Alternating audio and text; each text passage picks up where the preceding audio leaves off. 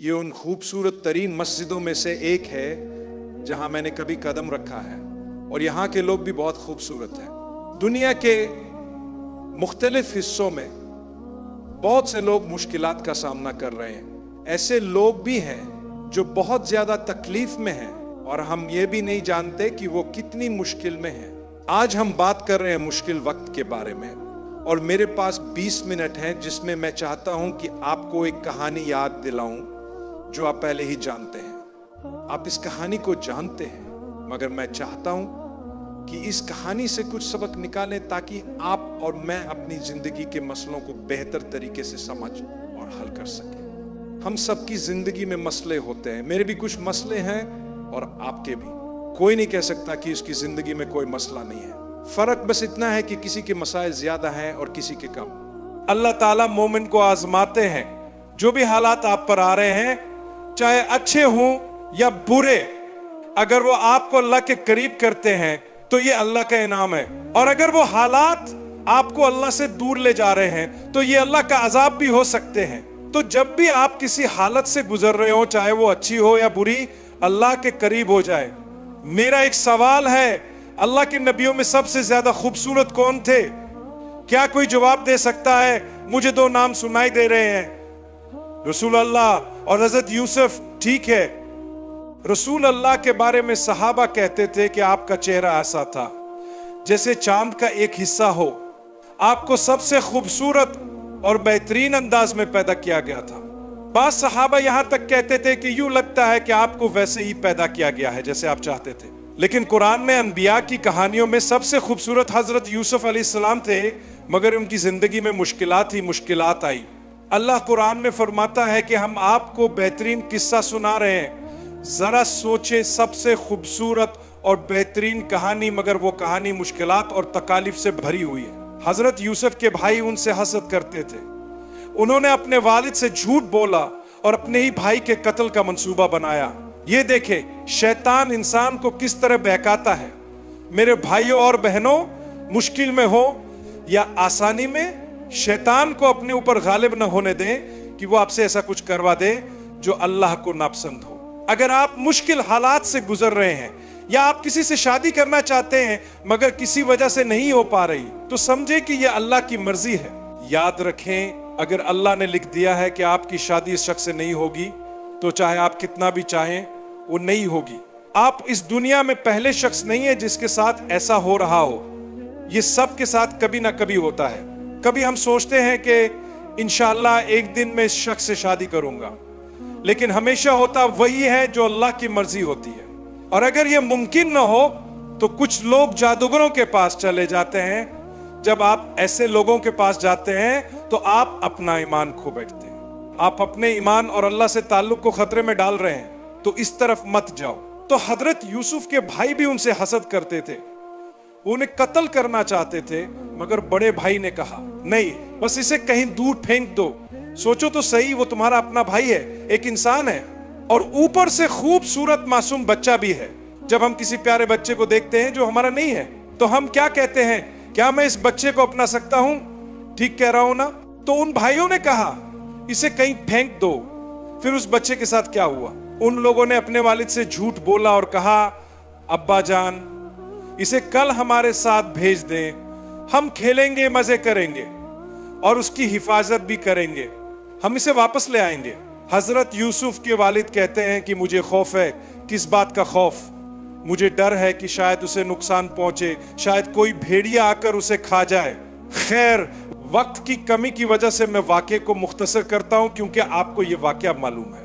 جو بات میں کہنا چاہتا ہوں وہ یہ ہے کہ مشکلات میں جو لوگ صبر کرتے ہیں اللہ انہیں بہت نوازتا ہے۔ ان لوگوں کو جو صبر کرتے ہیں اللہ آخر میں بہت کچھ عطا کرتا ہے، اور جو لوگ صبر نہیں کرتے اور حرام کام کرتے ہیں اللہ انہیں آخر میں تباہ کر دیتا ہے، انہیں نیچے گرا دیتا ہے۔ حضرت یوسف کے بھائی ان سے حسد کر رہے تھے، وہ نہیں چاہتے تھے کہ ان کا بھائی ان سے اوپر جائے، مگر ان کے منصوبے کی وجہ سے اللہ نے حضرت یوسف کو ان سے بلند کر دیا۔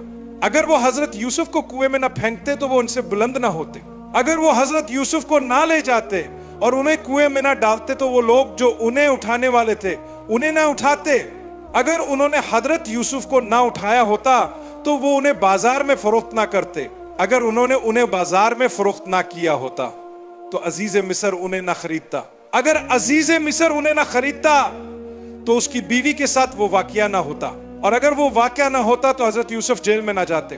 اگر وہ جیل میں نہ جاتے تو جیل میں ان دو لوگوں سے نہ ملتے جنہوں نے خواب دیکھے تھے, اور حضرت یوسف نے ان خوابوں کی تعبیر بتائی. اگر وہ ان دو لوگوں سے نہ ملتے اور ان خوابوں کی تعبیر نہ بتاتے تو جب بادشاہ نے خواب دیکھا تھا تو انہیں نہ بلایا جاتا. اگر انہیں نہ بلایا جاتا تو وہ بادشاہ کے خوابوں کی تعبیر نہ بتاتے.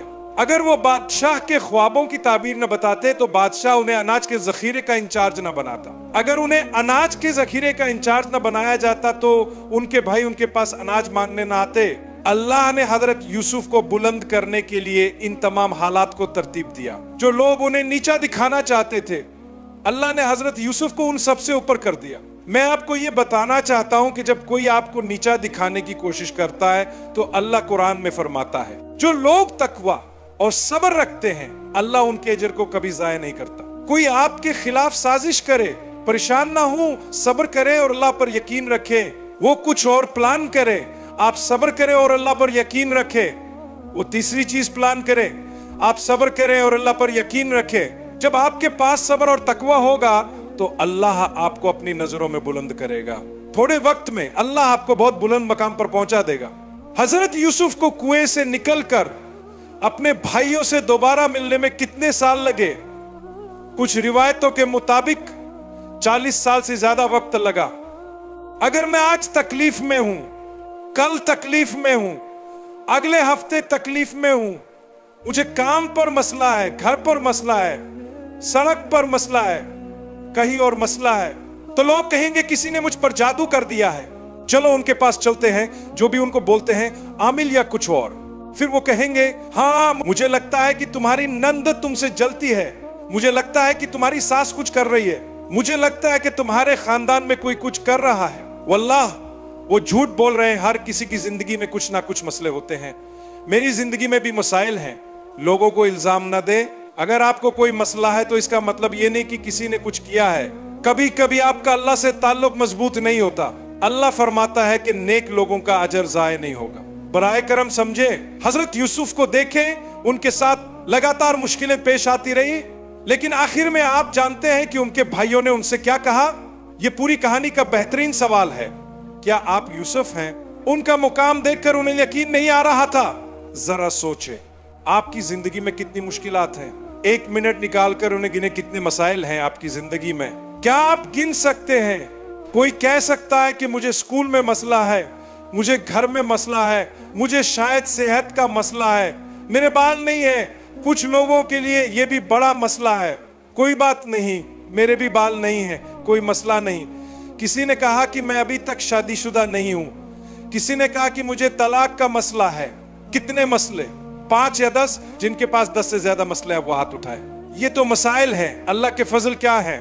ہمارے پاس آنکھیں ہیں, کان ہیں, ناک ہے, زبان ہے, دانت ہیں, اونٹ ہے, گال ہے, پیشانی ہے, انگلیاں ہیں, پیر ہے, دل ہے جو روزانہ 1,36,000 بار دھڑکتا ہے بغیر کسی بیٹری کے. جگر کام کر رہا ہے, گردے صحیح چل رہے ہیں, ہم چل پھر رہے ہیں, ہڈیاں ہیں, ٹانگیں ہیں, ہاتھ ہیں.